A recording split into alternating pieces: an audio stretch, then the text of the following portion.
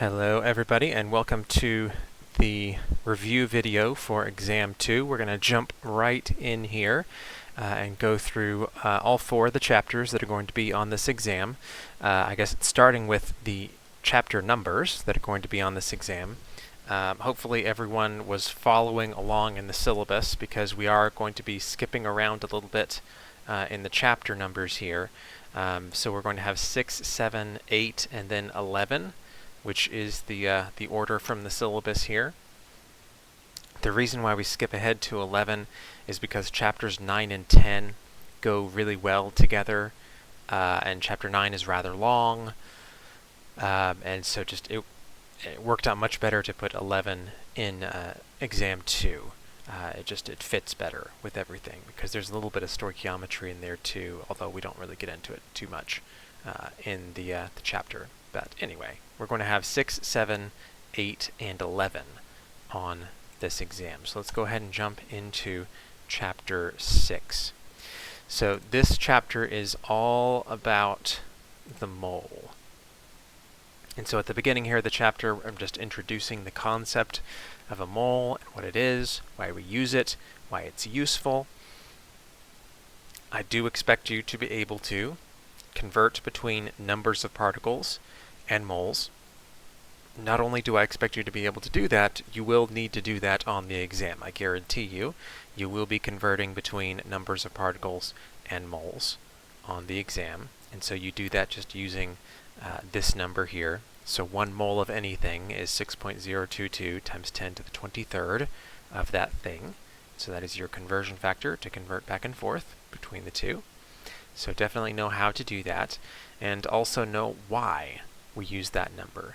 So again, the reason we use this number is because if we have that number of things, then we will have let me rephrase that. If we have that number of things, then the mass of our sample will equal the mass number from the periodic table.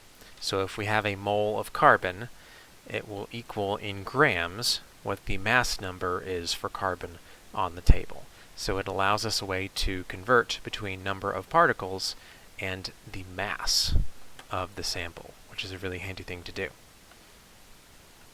So this is just more about the mole and how it can sometimes be a tricky thing to think about, since you can have an equal number of moles of things, but one sample can be much larger than the other, simply because the things themselves are different sizes. I also guarantee you that you will be doing grams to mole conversion or moles to gram conversion. So using the molar mass here, I guarantee you will need to do that in at least 1 or 2 problems, probably more than that on the exam. Using the molar mass to go from the number of moles of something to the grams, or to go from grams to moles. And there will also be at least a couple problems on the exam where you have to do both of these conversions. So you would maybe start with the mass and need to find the number of molecules or the number of atoms, in which case you would use both the molar mass and Avogadro's number, or go in the opposite direction. And so you would use Avogadro's number and then the molar mass to find the number of grams. So be comfortable with doing each of these 2 conversions separately, as well as doing the 2 conversions together, because both of those will show up on the exam. This is a really big topic in chemistry, and I'm going to test you over it, so know how to do it. Alright, so this is just talking about using relationships that are inherent in the chemical formula itself. So if you know how many moles of CO2 you have, because you know there's 2 oxygens in every CO2, you can work out how many oxygen moles you have. You should be comfortable doing that as well. I'm not going to go so far as to guarantee that will be on the exam, but there's a pretty good chance there'll be something similar to that on the exam. And this is just taking that to the next logical step, where instead of just figuring out how many moles of something you have based on the number of moles of something else, it's gram to gram conversions, which we're going to see more of in the next chapter. And so I'll talk more about that in that next chapter there, where we do stoichiometry. Okay, and then percent composition, there's a good chance I'll put probably just 1% composition question on the exam, mainly because we spent so much time with it in lab. So you should be pretty comfortable with the percent composition. So the main thing here is just knowing how to use this equation. And actually, I'll just go ahead and tell you. I am going to put 1 question. There will be 1 question on the exam. It'll probably be worth 4 or 5 points, something like that, where you will need to use this equation to solve for one part of it. So I won't tell you if you're going to be solving for the percent mass. That's a good possibility, or something else, but just know how to use this equation and solve for any part of it, essentially. There will be 1 question on the exam that uses percent composition. Okay, so that is it for Chapter 6. Chapter 7 is all about reactions and different kinds of reactions. Here at the beginning, we're just talking about different indicators of reactions, things that we can look for to see if there is most likely a reaction occurring. So you should be able to recognize any of these that I might put in there. So I could do a multiple choice, perhaps, where I'd put in 3 or 4 different things and say select all the above that are indicators of a chemical reaction. So you should be comfortable doing that. Here we're just talking about chemical equations in general. You should definitely be comfortable reading a chemical equation. I'm not going to have you writing chemical equations. If this was a paper exam, I would, but there's not really a good way of doing that in Blackboard, so you're not going to be writing any chemical equations. You will, however, be expected to balance chemical equations. I guarantee you, you will be balancing at least a couple chemical equations on the exam. And the way that's going to work is, and so I don't really have an example there, but the way that's going to work is I will give you an unbalanced equation, and there will be a spot for you to input a number for each of the coefficients for each of the things involved in the chemical reaction. So you won't be typing it into the equation itself. There will simply be a placeholder in the equation, and then down below there will be a spot associated with that placeholder for you to put in 1 or 2 or 3 or whatever the case may be, whatever the number is that you need to get that to balance. And I will caution you now, if what you need is a 1, you do actually have to put 1 in. So normally when we were balancing chemical equations before, if we had a chemical equation that didn't need a number added to it, essentially, so I don't know, maybe like so we have H2 plus O2 goes to H2O, and let's see, I believe that gets it balanced. Yeah, so this would be the balanced form of that equation. So we have 4 hydrogens, 2 O's, and then 2 O's. So here, it looks like you're just leaving that blank, but it's understood that there is a 1 there. So in the actual Blackboard question, I do actually want you to put a 1. Don't just leave it blank, because it would read that as being incorrect. Now, I would catch it later as I go through and check them, and I would give you credit for it.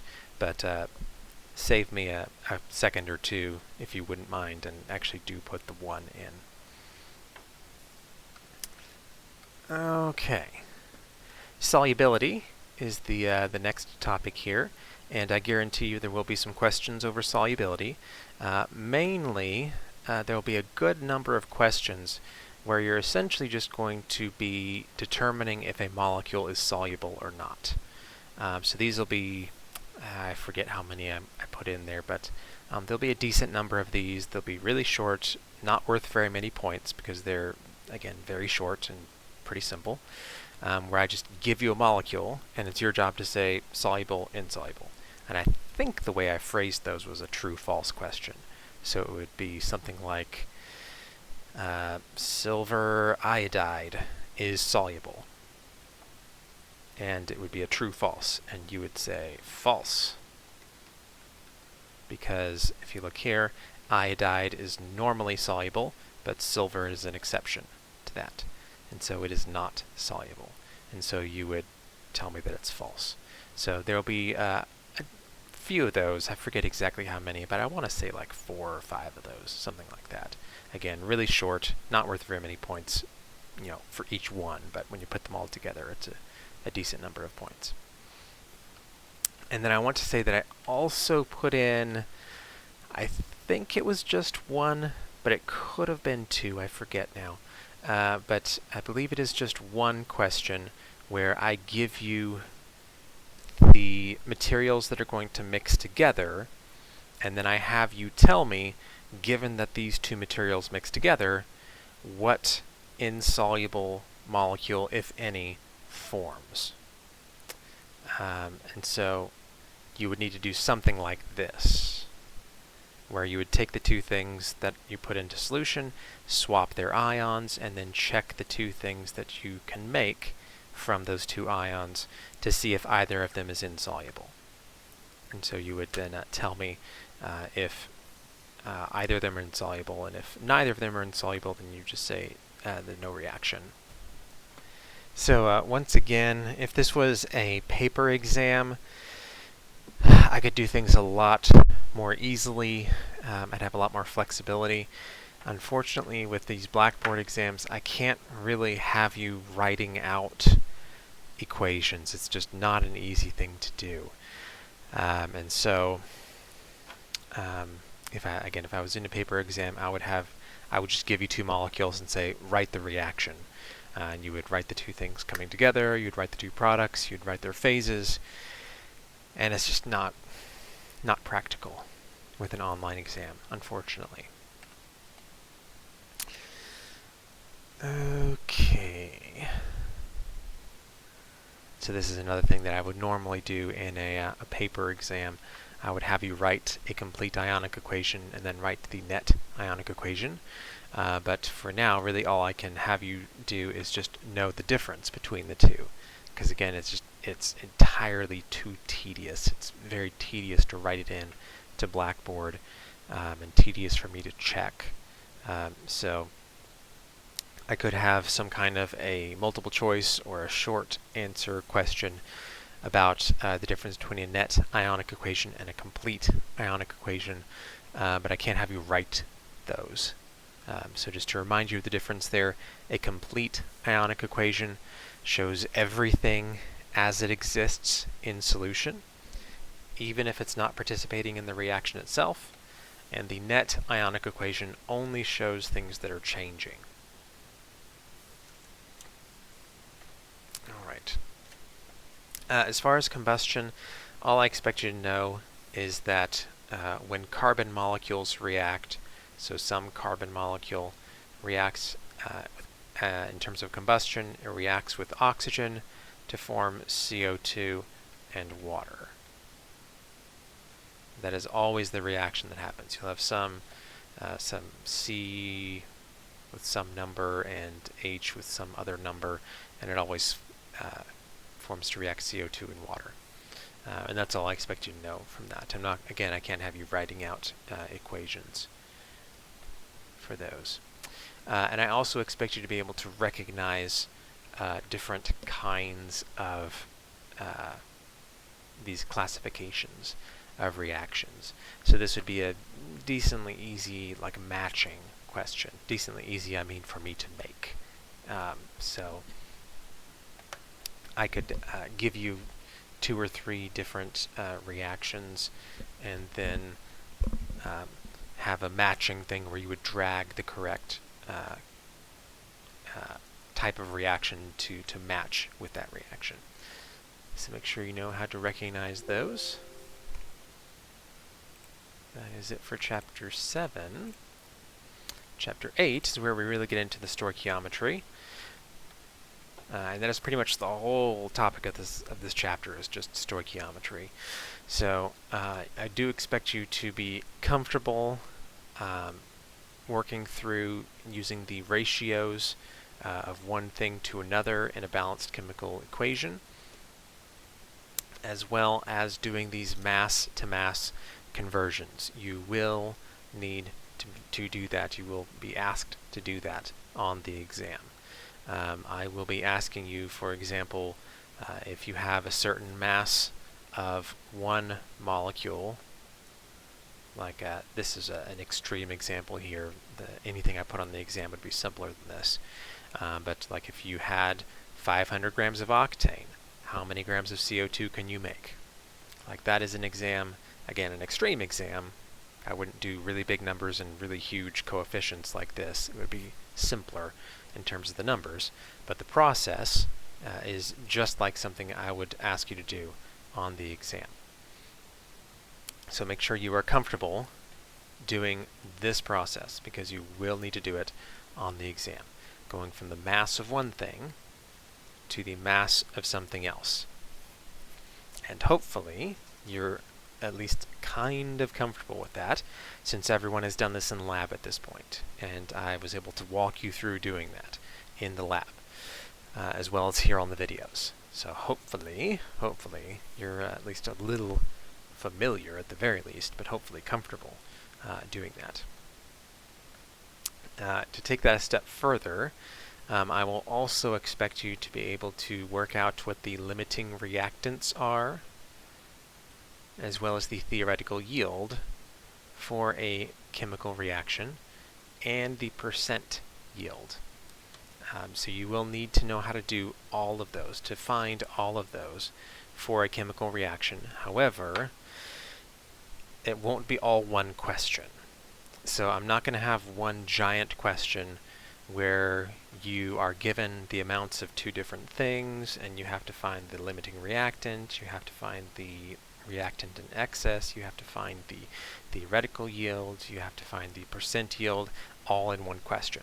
It's not going to be all in one question like that. I will have it broken up into pieces. And so you will have a question, for example, where you will have to find the percent yield. But it's not going to be predicated on the fact that you did everything else beforehand correctly. I'm just going to give you a theoretical yield and an actual yield, and you will find the percent yield from those numbers. So it's you don't have to worry about, well, I made a mistake on my theoretical yield, and so now my percent yield is off. No, I'm just going to give you those things. So it'll be broken up into parts. So if you can do each individual part correctly, then you're good. If you mess up on one part, it's not going to mess you up on all the rest. And they'll be broken up into pieces like that. So be able to do any of these parts individually for sure. And if you can do them together, then you shouldn't have any problem doing them individually either. But you do need to know how to find the limiting reactant, which would mean you need to do two of these, if you remember. To find the limiting reactant, you would need to take a look at your two reactants, figure out which one makes less of the product, and that would be your limiting reactant. And the amount of product that it makes, that would be the theoretical yield. So you need to be comfortable doing that, and then you also need to be comfortable finding the percent yield. Okay, I think, is that it for this chapter? Yeah, because there's that about enthalpy, but we're not going to cover that. So in terms of the number of slides, it's a fairly short chapter, but it's very, very dense. There's a lot of stuff in there. So then the last chapter here for the exam, which is over gases, is also decently short. It's less than 30 slides long. But there's a few different things in here that you definitely need to know how to do. So we start off here with the kinetic molecular theory of gases. I'm not going to have you like reciting these or anything. You're not going to have these memorized. This is more just a something to introduce you to how we're thinking of gases. I do expect you to understand where gas pressure comes from. So it's just that collision of particles into the walls of the container. That is literally what pressure is. So that's just what we're talking about here, talking about pressure.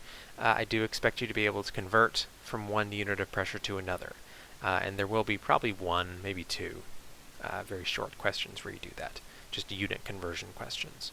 Or maybe you convert from atmospheres to torr or something like that. So know how to do those conversions. And I will give you the conversion factors for those. It'll be with the periodic table that's given to you for the exam. So you don't have to have the conversion factors memorized, just know how to use them. You do not have to remember how barometers work, although I hope you remember. It's interesting how they work. Alright, so now we're getting into the simple gas laws here. So Boyle's law, Charles's law, and Avogadro's law. Those are our three simple gas laws. You need to know how to use all three of those. So they're all very closely related to one another. So Boyle's law's right here. Charles's law. And Avogadro's law. So these three simple gas laws, you need to know how to use them. There will be one or maybe two questions over simple gas laws. I'm not sure which ones you'll get. Like I've explained before, the way I make these exams, I create pools of questions, and then the exam just randomly pulls from that pool. So you could get an Avogadro's law question and a Boyle's law question, or you could get a Charles's law question and a Boyle's law question. I'm not sure exactly how it'll work out, but know how to use all three of those and to solve for any part of those. And so that's what the question would be, is just I would give you enough information to find three of these parts, because if you recognize here, all three of those equations have four things in them: an initial and final pressure in volume, or temperature in volume, or number of moles in volume. So I'll give you enough data to find three of those four, and you have to solve for the fourth one. Similarly, there will be at least one question on the ideal gas law. So make sure you know how to use this equation and solve for any part of it. So I might give you enough data to find PV and N, and you have to solve for T. Since you always know what R is, it's just a constant. Or maybe I have to give you enough information to find P, N, and T, and you have to solve for V. You'll have to solve for one part of that equation. One thing to keep in mind here is that the units that you use have to be these units. So if I give you a pressure in, or a volume in milliliters, you will need to convert that to liters. Now, I promise you I will not be cruel, and I won't give you like a temperature in degrees C, and give you grams instead of moles, and give you gallons instead of liters, and then give you torr instead of pressure, and make you convert all of them before you can plug them in. I'm not going to be that cruel. But I can make you convert one before you can do the math. But that would be kind of cruel if I just made you do conversions on everything before you could plug it in. And I'm not that sadistic. Okay. And I also will give you access to the equations, by the way. So you do not have to have the equations memorized. You just have to know how to solve them. So I'll have a little cheat sheet that has any equation that you'll need for the gases on it. Okay, let's see here. Let's just more example problems with the noble gas law, or the ideal gas law. Dalton's law. I'm not going to give you any questions over this in terms of doing math, but I do expect you to know just in general what Dalton's law says. So this could be a true, false, or a multiple choice question, for example, but not a math question. Which Dalton's law just says that if you add up all the pressures of the individual gases, that will give you the total pressure. It's pretty logical and self-explanatory. It's just the sum of the parts is equal to the whole, essentially, is what it's saying. Okay. And STP, by the way, that is actually listed on the cheat sheet that I give you. I believe it's in the middle on the top. STP is listed. It says 0 degrees C and 1 atmosphere. Okay. As far as gases and chemical reactions, so this is essentially doing very elementary stoichiometry with gases. While I would really like to give you a question over this, I think I'm going to keep the stoichiometry separate from the gas stuff, just for simplicity's sake. There will be gas questions and there will be stoichiometry questions, but I'm not going to mix the two together like we did in this slide here. Okay. So that's it. That is all the topics for Exam 2. I think I told you a bunch of stuff there that is for sure going to be on the exam, so you should have a good idea of the topics, at least, for the questions. If you have any questions about the exam in general or anything that I said here, please feel free to send me an email and ask about that. I will get back to you as quickly as I can. Good luck.